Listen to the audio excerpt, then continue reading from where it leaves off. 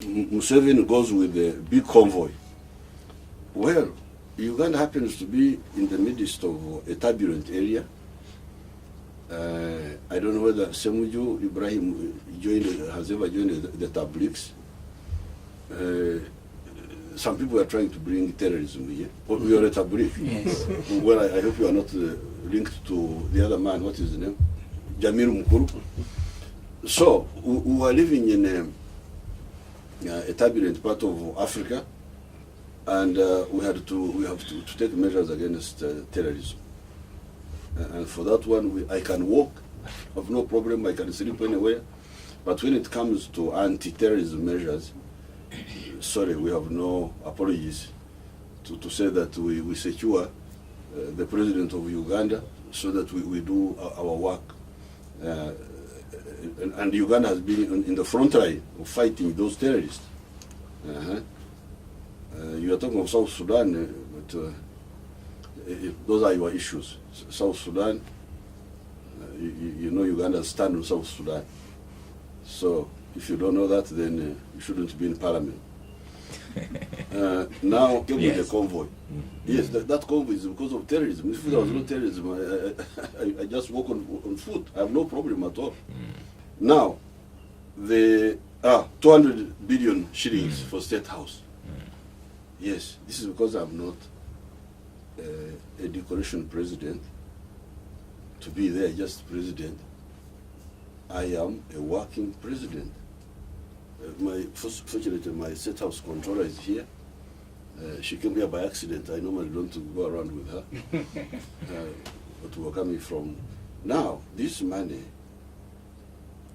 when some of the actors fail to do their work, I do it myself.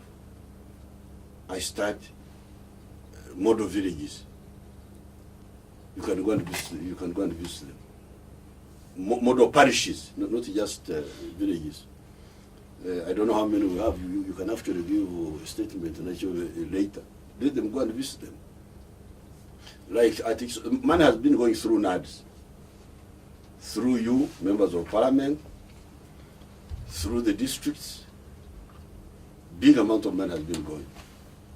But they have not been using it properly until we have had to come in now to use the army, and you will see the difference. But even before that, I couldn't be part of this, not helping the people. Around Kisozi, I have 9 villages with 1,500 homesteads. They have now gone to 1,700. I couldn't just go on watching those people. The man of NADS, some of it was coming from through Gomba, through Mpigi. At that time, Mpigi was a district. But I wouldn't see what was happening. The other man was coming through Zimbabwe. I was not seeing what was happening. But because of this budget of mine, I was able to intervene in those 9 villages. You go there and see. Yeah. We give this huge amount of money to the system, but they don't implement what we have talked about, or they don't do it the way I want. Now, if I have some small budget, and I do it, I say, okay, you people, you look here, I have done it. What's wrong with that? Why do you want to have a president who is simply just there as a decoration? You cannot, this is a model, just to show you the example. When I started UPE, because I am not a president who lives in France, I've never even visited Dubai. I visited Dubai for the first time just a few days ago. When I go home, when I'm not in Nakasero or in Tebe, I am in my villages. And the peasants besieging me there. School fees, poverty, what have you. We got that revered as members of parliament. Okay. But if you as a member of parliament, you have no solution, at least you're a small player. But for the president to have no solution at all is not acceptable. I don't think that's not my idea of leadership. So when I was facing these pressures, I started the first UPE school in my farm in Burera. So I said, what does it need to provide free education? What if I built the classrooms, paid the teachers? Why can't the children study free? So I started. Using part of this budget, I built a primary school. Before UPE, before I was able to come out to the public and say, now we can provide free education for the whole country, I first did a pilot in my farm there. I gave them land, almost 100 acres, and I built their school. So the children come and study. So we can provide, I started another pilot in Rekumburo. So this budget of this president you are talking about, which you are trying to make fun of, what is a budget which delivers alternative help to the people of Uganda. Okay. But besides, this president is not somebody who just goes around with typewriter, with typists and people like that. He's a president who contributes to the security of the country. When we were fighting, we didn't know who would even survive. The first time we discussed the question of who should take which position was on the 20th. We captured Kampala on the 26th of January 1986. And the following morning, 27th, we met in Rubiri. And the question was, what do we do now? So my advice to you people, and this is really serious advice, and I'm glad I am here. That's why I like to come and talk to you directly, so that you hear my advice. And this advice is from somebody who knows what he's talking about. If you get an assignment, please do it. Do it. Don't say, oh, what will I be tomorrow? What will I plan? No. Do your assignment. Do it well.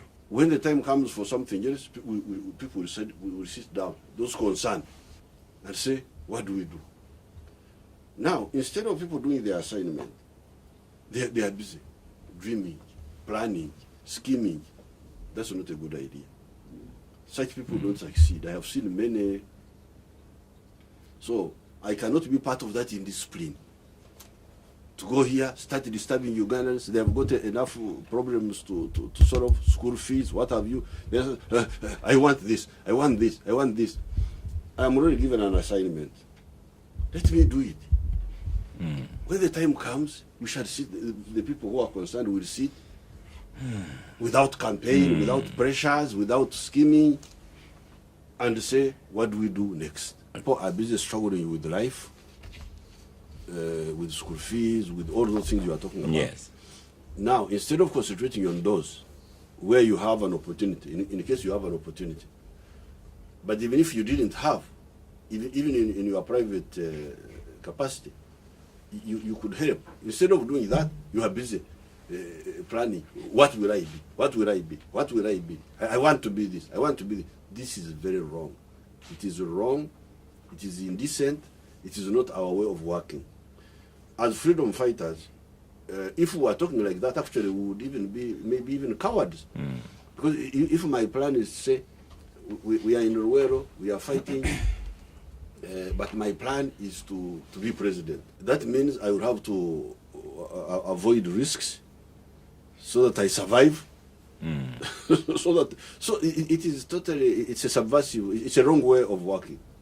So please don't involve me in that. That I should disturb Ugandans with matters of tomorrow when we have got serious issues of today which need to be addressed. By handling the ones of today, when tomorrow comes, the Ugandans are there, the parties are there. Like in our case, we have our central committee, we have our NEC, we have the national conference. Those people will come and say, okay, we have done this in the last 5 years, what do we do now? So I would advise you really to stop that anarchy of every day being election day. That's not good.